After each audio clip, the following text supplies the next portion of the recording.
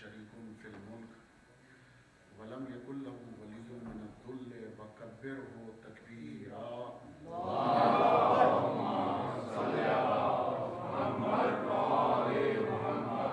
والصلاة والسلام والتحية والإكرام على الرسول النبي الأمي الذي أرسله بالحق بشيرا ونذيرا وداعيا إلى الله بإذنه وسراجا منيرا سيدنا ونبينا ومولانا أبي القاسم محمد. اللهم صل على محمد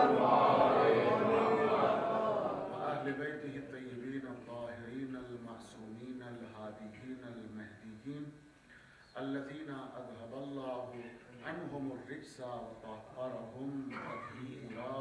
اللهم صل على محمد وآل محمد. سيما بقية الله المنتظر إمام زماننا هذا روحي وأرواح العالمين لتراب مقدمه الفداء عجل الله تعالى فرجه الشريف صلوات. اللهم صل على محمد وآل محمد. اللعنة الدائمة الباقية على أعدائهم أجمعين من يوم الظلم إلى قيام يوم الدين. أما بعد فقد قال الله تبارك وتعالى وقوله الحق بسم الله الرحمن الرحيم ثم أورثنا الكتاب الذين اصطفينا من عبادنا صلوات محمد. اللهم صل على محمد وآل محمد. پہلی گزارش تو یہ ہے کہ اگر مجھے جگہ نہ ہو تو اس طرف آپ حضرات تشریف رکھیں، ذرا سا فرش اعضاء کی زینت بن جائیں، زحمت ضرور ہوگی تھوڑا سا. وہ حضرات جو باہر بیٹھے ہوئے ہیں جگہ خالی ہے ادھر آ جائیں تھوڑا سا. بابا سے بولیں صلوات پڑھیں محمد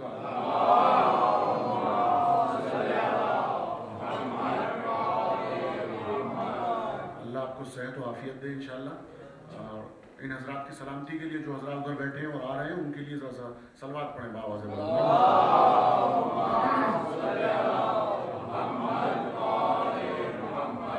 جو حضرات اس لائق ہیں کہ مجلس میں آگے بیٹھ سکیں ماشاءاللہ ضرور آئیں.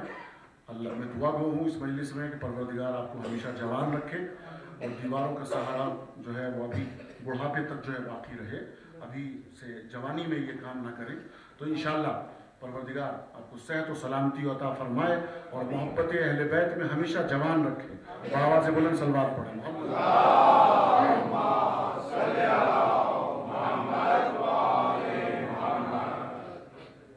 تھوڑی سی گزارشات ہیں اس کے لیے توجہ کیجیے گا اور پہلے سے متنبع کر دینا بہت ضروری ہوتا ہے. مجلس کے درمیان میں تھوڑی سی گفتگو صرف مجھ سے رکھیں، مجھ سے بات چیت کریں، موبائل سے نہیں. تو پلیز برائے مہربانی تھوڑی دیر کے لیے فرش اعضاء پہ آپ آئیں اور اتنی دیر کے درمیان میں تھوڑا سا پرہیز کریں موبائل سے. حالانکہ موبائل خود یہ بتاتا ہے کہ موبائل کھولنا جانتا ہے. تو مجلس میں آنے والے حضرات جو ہیں وہ اہل بیت طاہرین کی مودت میں یہاں بولنا سیکھیں، موبائل سے انشاءاللہ باہر. ایک اور صلوات پڑھیں بآواز بلند محمد علیہ.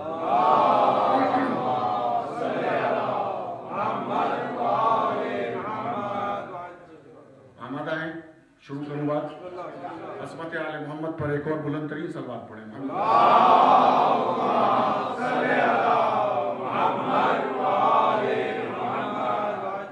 آنے والے سبھی حضرات مومنین مومنات کی انشاءاللہ اخروی اور دنیاوی حاجات کو اہل بیت طاہرین کے توسل میں پروردگار پوری فرمائے اور جتنے بھی مریض مومنین مومنات ہیں خصوصاً مورد نظر ان کو شفاء کامل و عاجل عنایت فرمائے اور ہم سب کو حج و زیارات کی اللہ توفیق عنایت فرمائے. ایک اور بلند ترین صلوات پڑھیں بآواز بلند.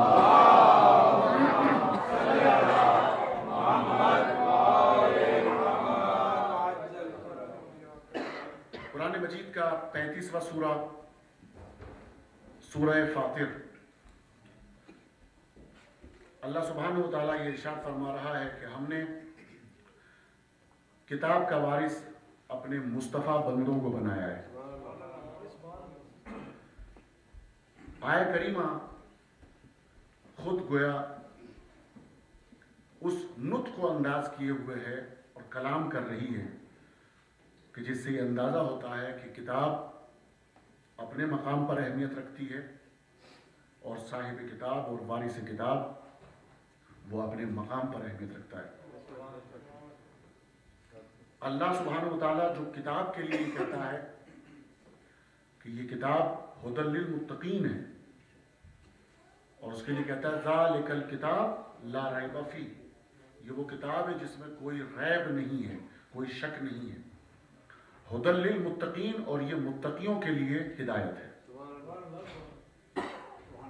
اب ایسی کتاب، اس کے کچھ صفات کو ہمیں دیکھنا پڑے گا کہ جس کو رب العزت نے ہمیں بتایا ہے، اور تعجب کی بات تو یہ ہوتی ہے ایسے مقام پر، اس خمسے کی مجلس میں، ابتدائی مجلس میں پہلے اس عنوان پر آپ کے اذہان عالیہ کو متوجہ کر دوں، اور یہ وعدہ میں نے جو مومنین یہاں سے گئے تھے ایڈمنٹن ڈاکٹر صاحب کے یہاں مجلس میں، ان سے بھی وعدہ کیا تھا کہ تسلسل کو انشاءاللہ وہاں شروع کروں گا۔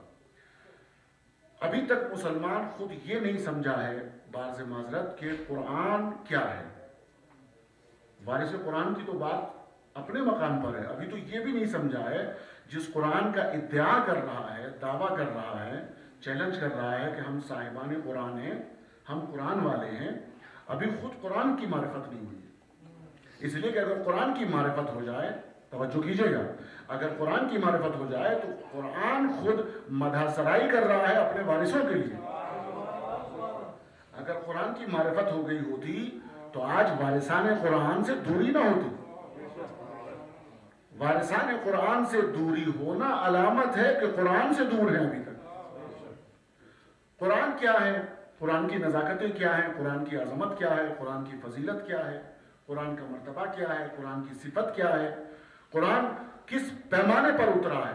اور ان سے بھی زیادہ ابھی تو یہ دیکھنا پڑے گا کہ خود قرآن کے معنی کیا ہے۔ مسلمان تو ابھی یہ بھی نہیں سمجھا ہے کہ قرآن کے خود معنی کیا ہے۔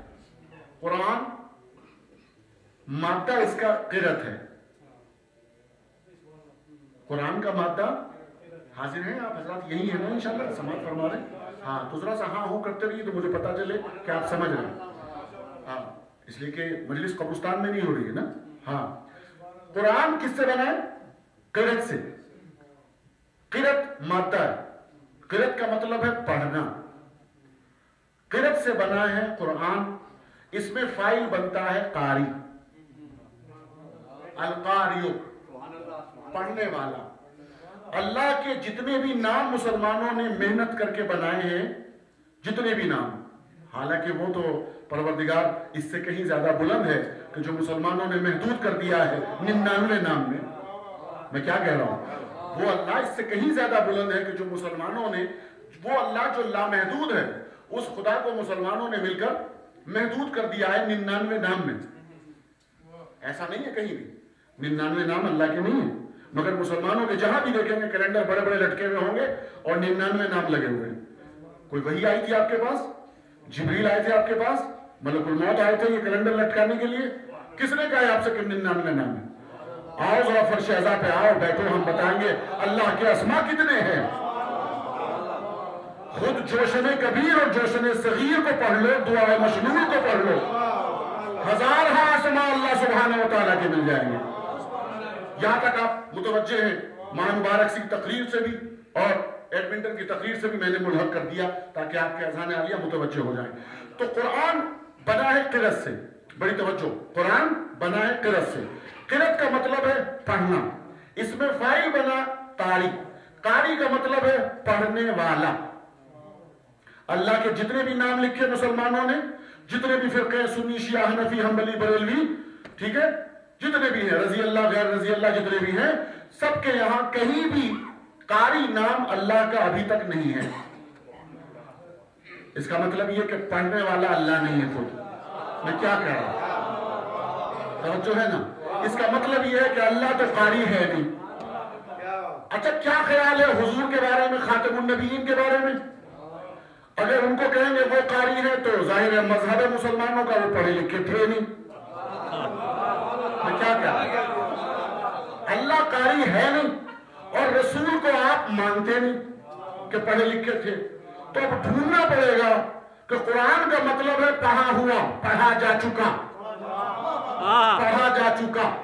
یہ قاری نہیں ہے، قرآن ہے، اور قرآن کا مطلب ہے پڑھا جا چکا۔ تو اب تلاش کرو نا کس نے پڑھ دیا؟ نازل ہوا بعد میں، پہلے پڑھ چکے. کسی ایسے فرد کو ڈھونڈو اور تلاش کرو کہ کس نے قرآن کو پہلے پڑھ دیا. اسی نام کو اللہ نے موسوم کر دیا، نام رکھا قرآن.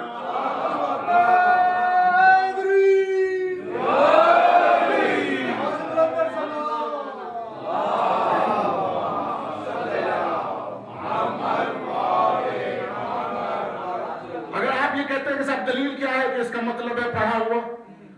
ہم تو قرآن والے ہیں، ہمیں قرآن سے دلیل چاہیے. میں نے کہا الحمدللہ اتنی بات میں چیلنج کر رہا ہوں، انشاءاللہ 5 مجلسوں میں آپ سنیں گے کہ میں آپ کو روایتوں میں نہیں گھماؤں گا جس پہ کوئی صاحب آستین چڑھا کے کہے روایت ضعیف ہے، راوی کا شجرہ حسب نسب نہیں معلوم. میں آپ کو صرف اور صرف قرآن مجید سے ثابت کروں گا. اور ایک چیلنج کر رہا ہوں میں منبر رسول کی قسم کھا کے، اہل بیت طاہرین کے فضائل کے لیے قرآن آپ نے دعویٰ کیا ہے کافی ہے، آپ کے لیے کافی ہو یا نہ ہو، علی کی ولایت کے لیے ضرور کافی ہے.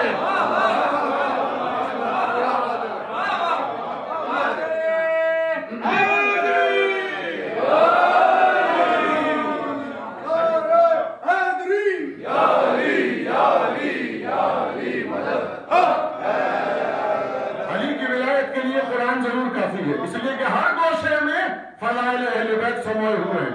نظر غائر چاہیے، باب مدینۃ العلم سے تمسک چاہیے، راسخون فی العلم کی تائید چاہیے. توجہ فرما. اور اس سے آگے اگر بات کروں تو امہ کی طہارت چاہیے. جس عورت کو دیکھو گے وہیں علی کی ولایت نظر آئے گی. صلوات تو پڑھتے محمد و آل محمد.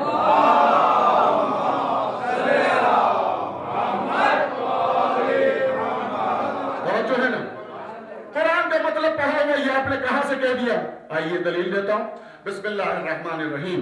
اقم الصلاۃ لدلوک الشمس الی غسق اللیل وقرآن الفجر ان قرآن الفجر کان مشہودا. اللہ نے نماز کے اوقات بتائے ہیں. بڑی سفارش کی جاتی ہے ہم سے، ممبروں پہ آؤ تو نماز پڑھا کرو، ممبر پہ آؤ تو فروات پڑھا کرو، ممبر پہ آؤ تو روزے اور نماز کو سکھایا کرو. ہم تیار ہیں، ہم آمادہ ہیں. سنو ہم اسی میں بھی فضائل بتائیں گے، گوشہ نکال لیں گے فضائل کا. اس لیے کہ وہ نماز نہیں، وہ منہ پہ مارتی جاتی ہے جس میں علی کی ولایت ہے.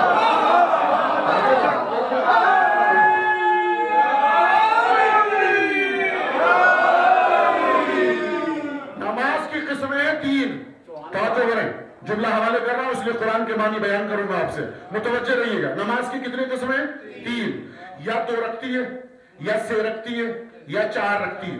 اس کے علاوہ 4تھی قسم نہیں، 5ویں قسم نہیں ہے.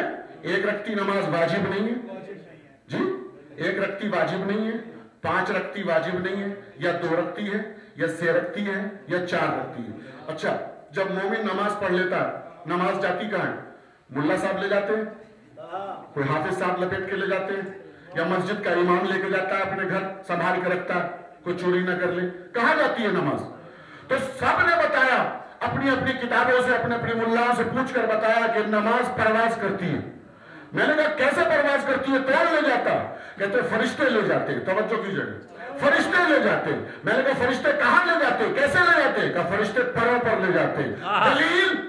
پھر آ گئی دلیل. اپنی طرف سے نہ کہیے گا ہم قرآن سے دلیل مانگنا چاہتے ہیں. بڑی توجہ کیجئے گا. قسم خدا کی جو آپ کو آج گفٹ دینے جا رہا ہے پہلی مجلس میں، اور جو حضرات نہیں مجلس میں آ رہے ہیں انشاءاللہ وہ تڑپیں گے آج کی مجلس سن کر. کل آپ کو دکھائی دے گا یہیں پر مجمع. چیلنج کر رہا ہوں میں. سورہ فاطر کی پہلی آیت، توجہ، سورہ فاطر کی پہلی آیت جس میں اللہ دلیل دیتا ہے. نماز کی کتنی قسمیں؟ یا 2 رکھتی ہے، یا 6 رکھتی ہے، یا 4 رکھتی ہے. نماز جاتی کیسے ہے؟ فرشتوں کے پروں پر جاتی ہے، فرشتوں کے پروں پر جاتی ہے. شرط یہ ہے کہ ولا ہو، شرط یہ ہے کہ محبت ہو. توجہ کیجئے گا. سورہ فاطر کی پہلی آیت، بسم اللہ الرحمن الرحیم، الحمدللہ الذی فاطر السماوات والارض. اس کے بعد کا جملہ الملائکہ اجنحہ. اجنحہ جمع ہے جناح کی، اجنحہ جمع ہے جناح کی. جناح کا مطلب ہے پر، اجنحہ کا مطلب ہے بہت سارے پر. توجہ کیجئے گا. اس کے بعد آیت کا جملہ مثنی و ثلاثہ و رباع. پڑھ لیجئے سورہ فاطر کی پہلی آیت کریمہ. میں کیا کہہ رہا ہوں؟ اللہ کہتا ہے حمد ہے اس خدا کی جو تمام ہے اور پیدا کرنے والا ہے، اسی نے ملائکہ کو خلق کیا ہے، اور وہ ملائکہ کہ جن کے 3 پر ہیں، 2 پر ہیں، 4 پر ہیں، توجہ صلوات و پڑھنا محمد علیہ وسلم۔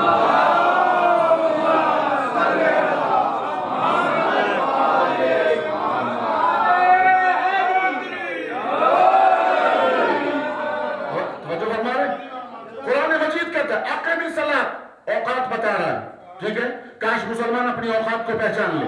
اللہ نماز کی اوقات کو بتا رہا ہے، کتنے وقت ہے نماز کے لیے۔ یہاں تک میں نے جملہ کہا تھا، متوسل کر رہا ہوں آپ کے ذہنوں کو۔ جی اقم الصلاۃ لدلوک الشمس، ہم پہ اعتراض کیا جاتا ہے نماز 5 نمازیں اور آپ 3 وقت میں پڑھ کے صاف ہو جاتے ہیں۔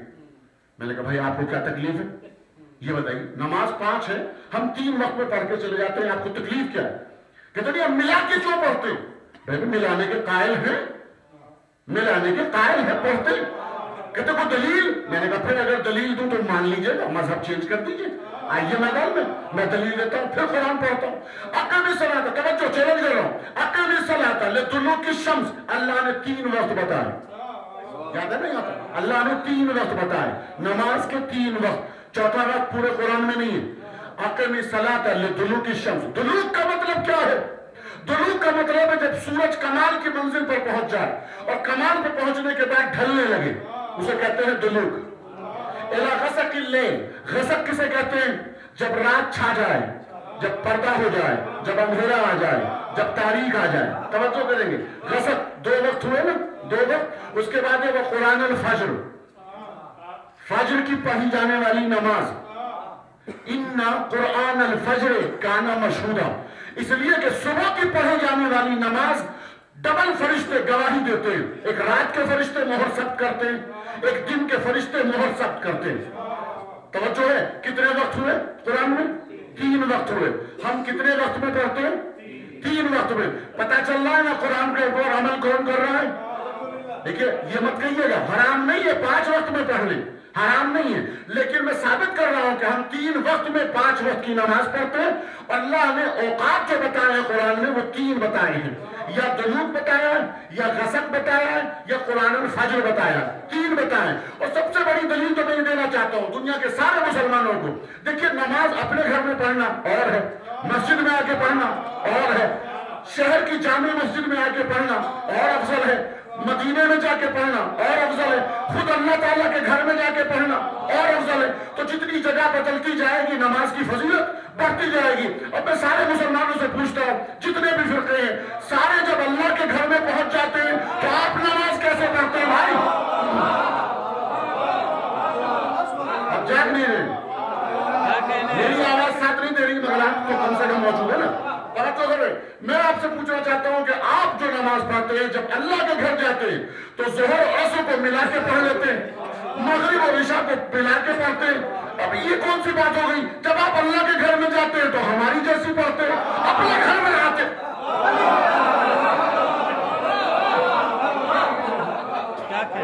صلوات پڑھتے محمد و آل محمد کو۔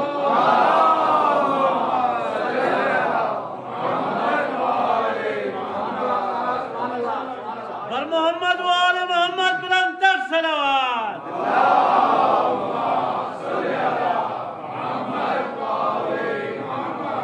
سمجھ میں آ رہی ہے بات؟ قرآن کا مطلب ہم پوچھ رہے تھے قرآن سے، قرآن کا مطلب کیا ہے؟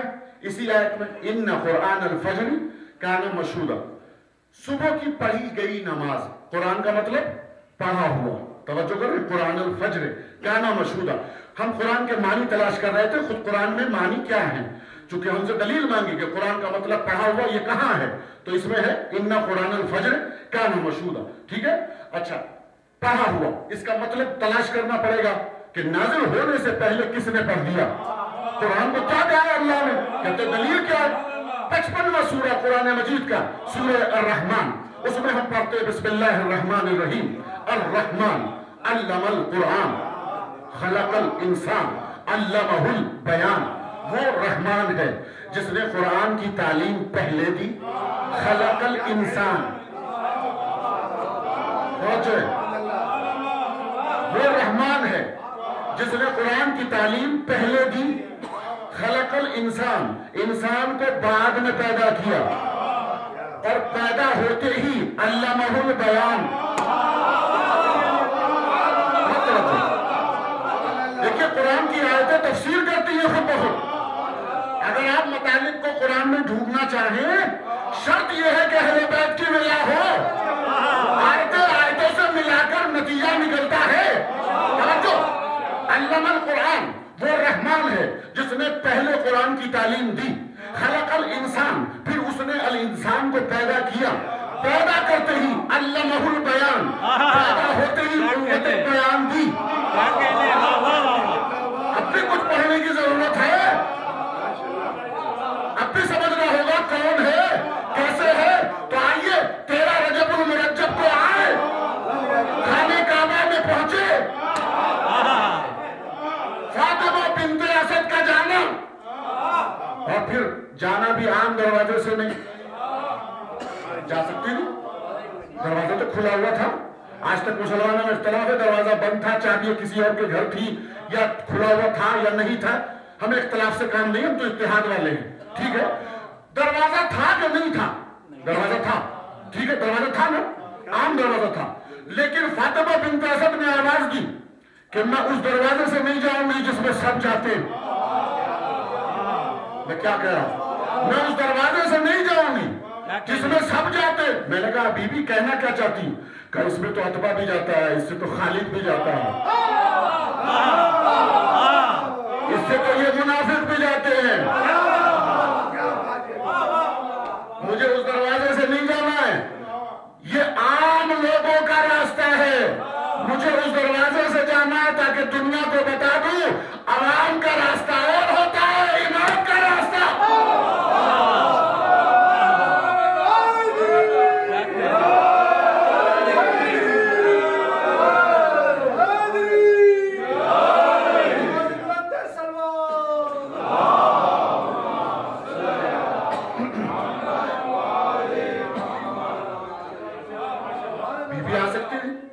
لیکن دعا کی اللہ سے، پروردگار میں تیری کتابوں پر ایمان لائی۔ ایسا نہیں ہے کہ ایمان ثبوت دے رہی ہیں، اس وقت اللہ سے گواہی مانگ رہی ہیں۔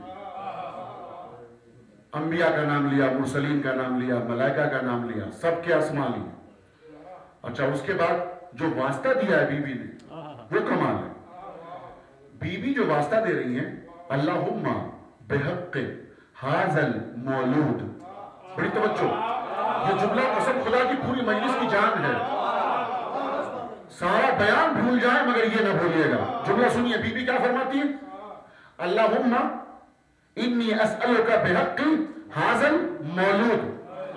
پڑھے لکھے افراد کا مجمع ہے، اشارہ کافی ہے، ماشاءاللہ بڑے سے بڑے پڑھے لکھے میں چہرے دیکھ رہا ہوں۔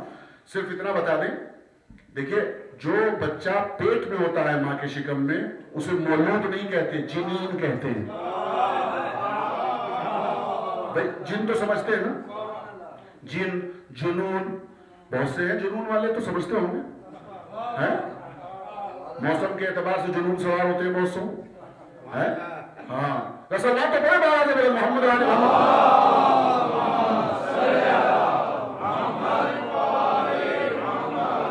جن دکھائی نہیں دیتا، جنین وہ بچہ جو دکھائی نہ دے، ہے نا، تو وہ بچہ جو دکھائی نہ دے اسے جنین کہتے ہیں۔ جو بچہ ابھی تک دنیا میں نہیں آیا اسے جنین کہتے ہیں۔ بی بی فاطمہ بنت اسد جو جملہ ارشاد فرما رہی ہے، بہار الانوار میں علامہ مجلسی نقل فرما رہے ہیں، بی بی نے یہ نہیں کہا پروردگار اس جنین کا واسطہ جو میرے شکم میں ہے، فرماتی ہے اس مولود کا واسطہ۔ مولود اسے کہتے ہیں جس کی ولادت ہو چکی ہو۔ سبحان اللہ، میں آپ کو سبحان اللہ کرتا ہوں، توجہ کر رہے ہیں۔ مولود اسے کہتے ہیں کہ جو بچہ ولادت پا چکا ہو۔ بی بی کہنا یہ چاہتی ہیں کہ پروردگار رب العزت یہ تو تجھے بھی معلوم ہے کہ ولادت اس کی ہو چکی۔ اللہ اکبر۔ اب سوال یہ دیکھیے آپ اپنے مقام پر کہ بی بی واسطہ دے رہی ہے، یعنی اب جملہ کہوں کہ جو ایسا فرزند کائنات کا مشکل کشا جو اپنی ماں کی مشکل کشائی ظہور سے پہلے کر رہا ہو، اگر ماننے والے اسے مدد کے لیے پکار لیں، بس اللہ تو پڑھو محمد آل محمد پر۔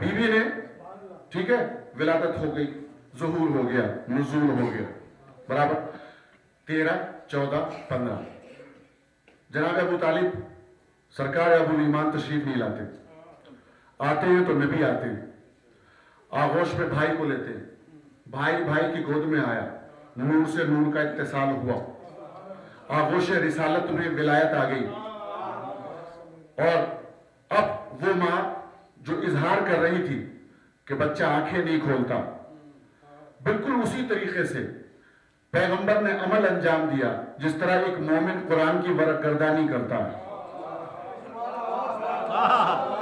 مولا ذوق سماعت اور بلند کرے گا، سلام علیکم محمد علیہ۔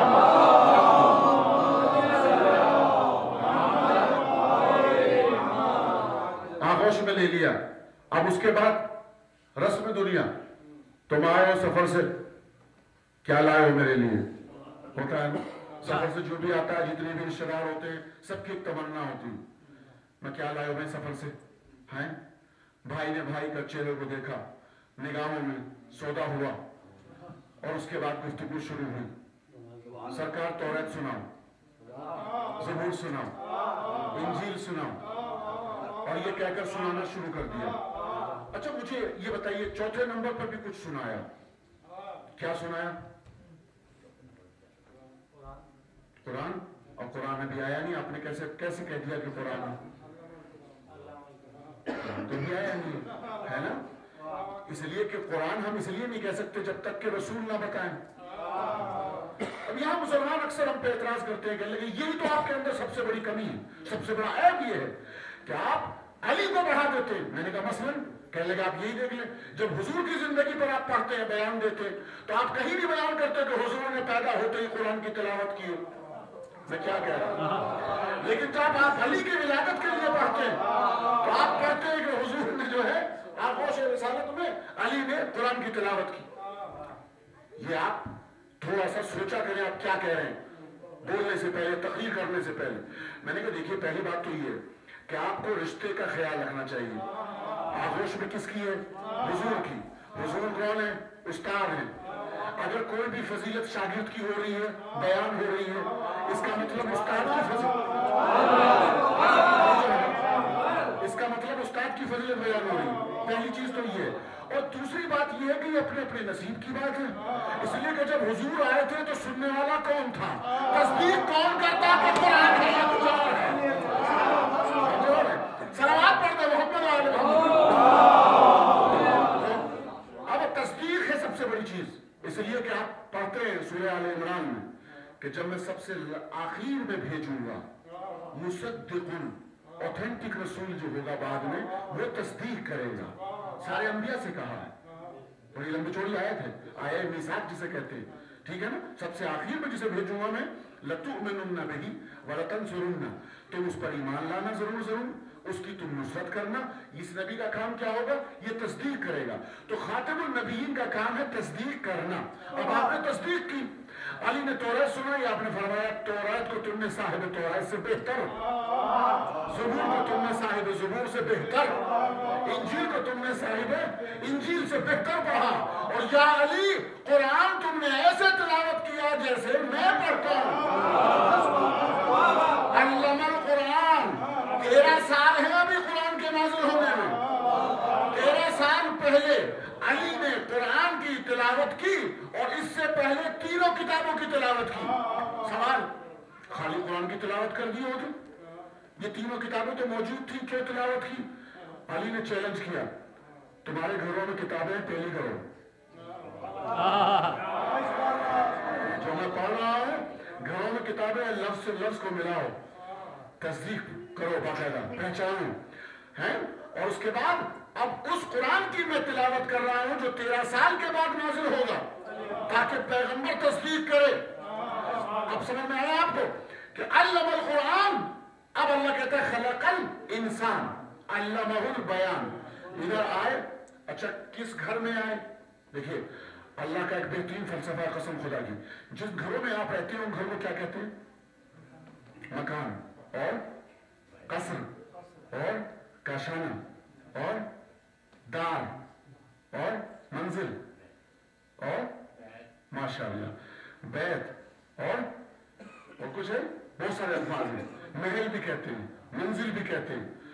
8-10 अल्फाज तकरीबन लुगत में हमें मिलते हैं डिक्शनरी में कि जो घर के मानी में है। वाज़ेह हो रही है बात? हाजिर हो, दिमाग हाजिर है इंशाअल्लाह।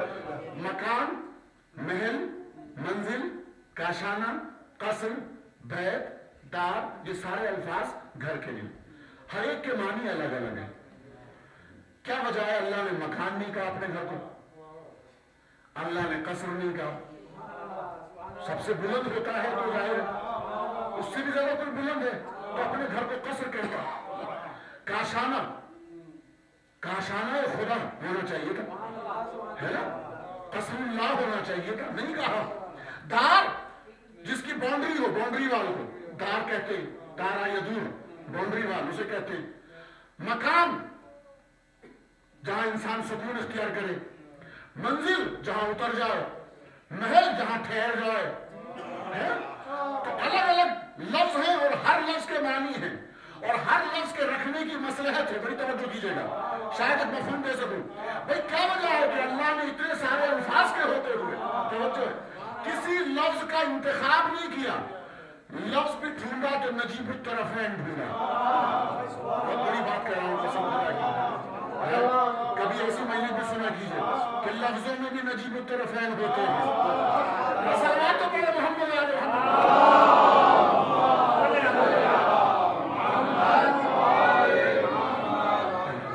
लफ्ज भी ढूंढा तो अल्लाह ने नजीब तरफैन ढूंढा। अल्लाह ने कहा इन्ना अव्वल बैतिन वुदिअ लिन्नास लल्लज़ी बिबक्कता मुबारकन व हुदल लिल आलमीन। ठीक है, अल्लाह ने अपने घर को क्या कहा? बैत कहा। बैत, बैत का मतलब क्या है? आपने कहा घर, मैंने कहा घर किसे कहते हैं? फिर आपने कहा मकान। शरह करने लगे आप, वही अल्फाज ढूंढने लगे। डिक्शनरी में देखा कि बैत का मतलब क्या है। तो अब अहले सुन्नत वल जमात की लुगत, अहले तशय्युअ की, दूसरे अफराद की, खुद लिसानुल अरब जो लुगत है 18-20 जिल्दें, उनमें आप देखिए जाके फिरोजुल लुगात, दूसरी लुगतें, सब में बैत की तारीफ ये मिलती है। अल बैत, बैत किसे कहा जाता है? जिसके अंदर मकान का मालिक बैतूता करे। या मैं समझा नहीं पा रहा हूं या आप समझ नहीं रहे? आवाज नहीं आ रही? सलवात पढ़े बाबा ने बोले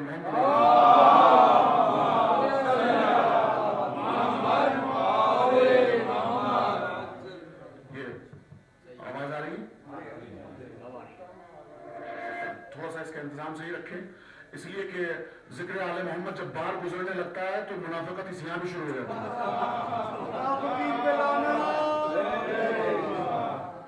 ना?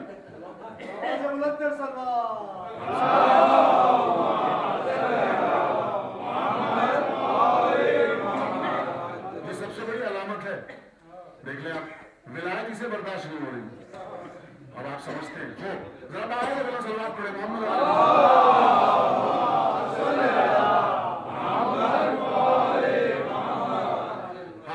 दरमियान में दोबारा ना हो। अभी क्या सही, क्या पोजीशन है? आवाज आ रही है भाई? आ रही है? हाजिर है? ओके, एक सलात पढ़े बाबा से बोला मोहम्मद।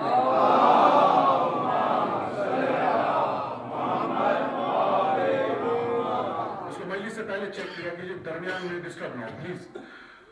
बैत किसे कहते हैं? बैत का मतलब जिसमें साहिब बैत, मालिक बैत रात गुजारे, शब बाशी करने, मालिक बैत जिसमें रात गुजारे उसे कहते हैं बैत। बैत उसे कहते हैं, रिपीट कर रहा हूं जुमलों को तवज्जो समाअत फरमाएं, बैत उसे कहते हैं जिसमें मालिक बैत बैतूता करे, जिसमें खुद मालिक, घर का मालिक रात गुजारे اسے کہتے ہیں بیت. جب تک مالک بیت رات نہیں گزارے گا بیت نہیں بنے گا.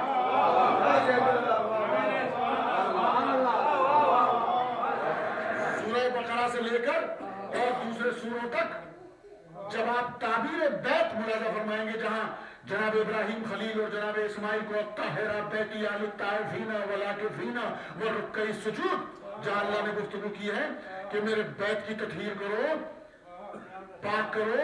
انشاءاللہ یہ بھی بیان کروں گا کسے کہتے ہیں طہارت. لیکن اللہ نے لفظ بیت کہا ہر مقام پر، اور دو دو نبیوں سے، دو دو رسولوں سے، دو دو معصوموں سے بنوایا. بیت بنتا نہیں اس وقت تک جب تک کہ مالک رات نہ گزارے. مالک کی مجبوری یہ ہے کہ وہ جسم رکھتا نہیں جو آ کے رات گزارے. اس لیے کہ جو محدود ہو جائے کسی گھر میں وہ خدا نہیں. سوچو ہے یہ میں کائنات کی مشکل نہیں پیش کر رہا ہوں، فتویٰ نہ لگائیے گا، توحید کی مشکل پیش کر رہا ہوں. میں جملہ کہہ گیا پوری مجلس کی جان. میں سلوات پڑھ دوں محمد علیہ محمد.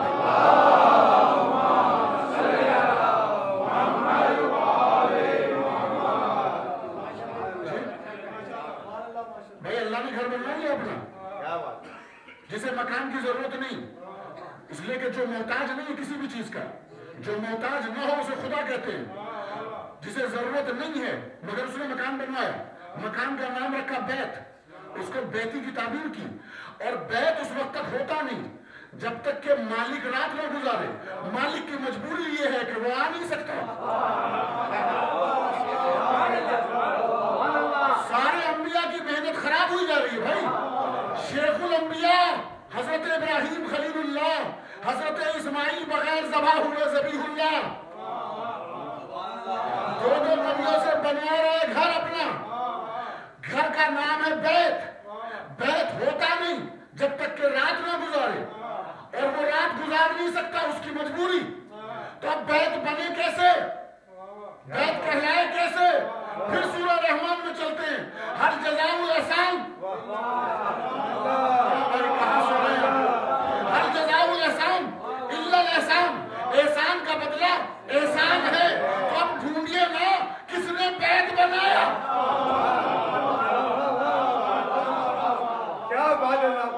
ایک بی بی چاندنی رات جب چھانے لگی، شیب ابی طالب سے خرامہ، اور جب جدار کعبہ سے شکم اقدس کو مس کیا، دیوار مسکرائی، دیوار میں در دیا.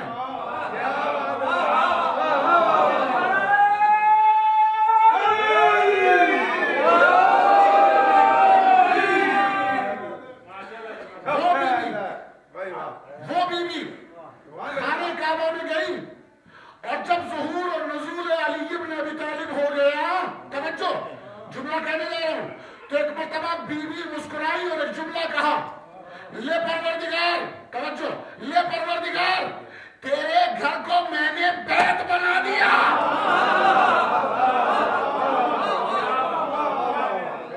میسر نگردد به کسی سعادت، میسر نگردد به کسی سعادت، به کعبه ولادت، به مسجد شهادت. علی جان، علی جان، علی جان، علی جان.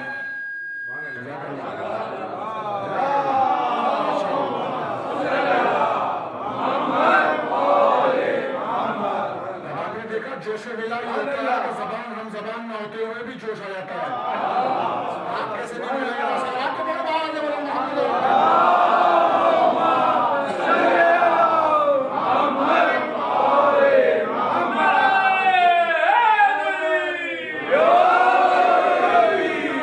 بیوی نے مسکرا کر جملہ کہا، پروردگار یا اللہ یہ تیری مشکل تھی، تو نے دو دو نبیوں سے گھر تو بنوا لیا، لیکن یہ بیت بن نہیں سکتا تھا، اس لیے کہ جب تک کوئی رات نہ گزارے تو صحیح میں نے ایک رات نہیں 3 راتیں گزار دی.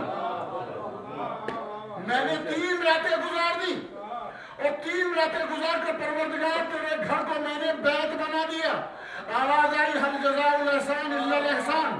احسان کا بدلہ احسان ہے. فاطمہ بنت اسد تو نے میرے گھر کو بیت بنایا, تیری نسل کو اہل بیت.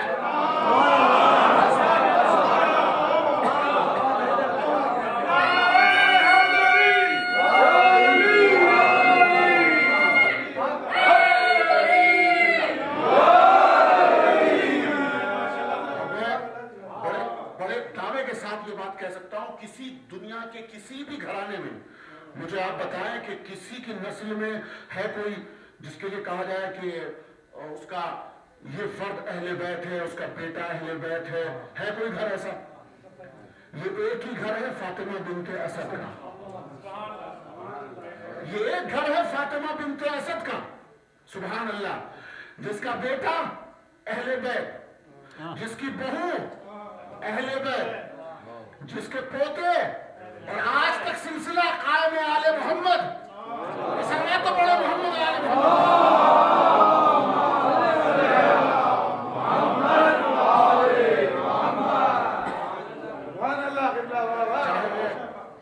پہلا علی ہو یا وہ دوسرا علی ہو جس کے لیے آپ جمع ہوئے, چاہے وہ دوسرا علی ہو. اور یہ گواہی سب نے دی ہے اپنے وقت میں, یا کعبے میں گواہی دی یا اپنے وقت میں حجر اسود نے گواہی دی.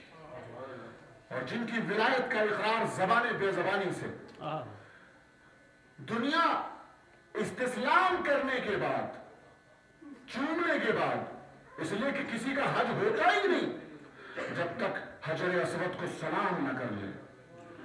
اور حجر اسود امام زین العابدین کو دیکھ کر چپ نہیں رہتا بلکہ کہتا ہے اشہد اللہ الہ الا اللہ واشہد ان محمد رسول اللہ واشہد انک حجت اللہ. پورا کلمہ پڑھا حجر اسود میں. میں گواہی دیتا ہوں کہ آپ زین العابدین ہیں, میں گواہی دیتا ہوں آپ سید الساجدین ہیں. انشاءاللہ آپ سماعت فرمائیں گے. آپ کے متوجہ ہو گئے آپ حضرات, آپ کی آنکھیں میں دیکھ رہا ہوں وضو کرنے لگی, آپ کی آوازیں بلند ہو رہی ہیں. سید سجاد کے لیے آپ حضرات جمع ہوئے, اس لیے کہ نہ انبیاء کی لسٹ میں کوئی زین العابدین ہے نہ کوئی سید الساجدین ہے. عزیزو, آج کی مجلس میں میرا بڑا دل چاہتا ہے میں آپ کے اذہان کو صرف متوجہ کر دوں. ایک بی بی جو ماں تھی شہزادی سیدۃ النساء العالمین, آپ کسی اذہان کو متوجہ کر رہا ہوں, روایت نہیں پڑھوں گا پوری. وہ سیدہ بی بی خاتون جنت جب دربار میں گئی تھی تو ان کے ساتھ میں بھی ایک علی تھا, اور اس کی بیٹی زینب جب دربار میں گئی تو ان کے ساتھ بھی ایک علی ہے جس کا نام زین العابدین ہے.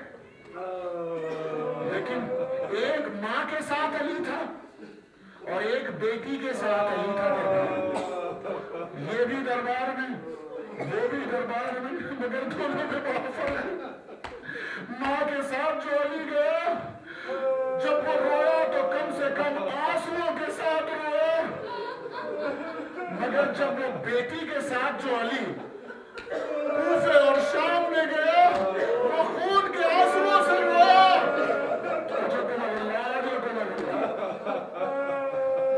جو ماں کے ساتھ علی گیا دربار میں تو اتنا عرض کر دوں, بہرحال ہاتھ کھلے ہوئے تھے, توقع خارزات نہیں تھا, کمر میں لنگر نہیں تھا, پاؤں میں بیڑیاں نہیں تھی.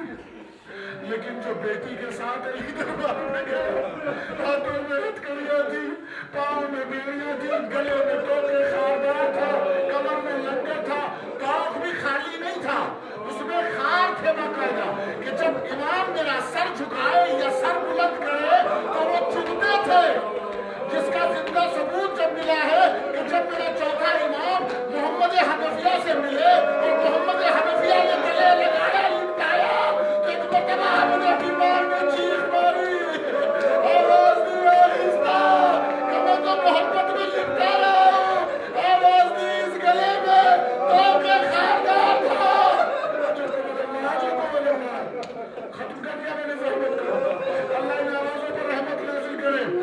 لیکن بیوی سے جملہ کہو گا بیوی آپ کے بچے علی زین العابدین کی مجلس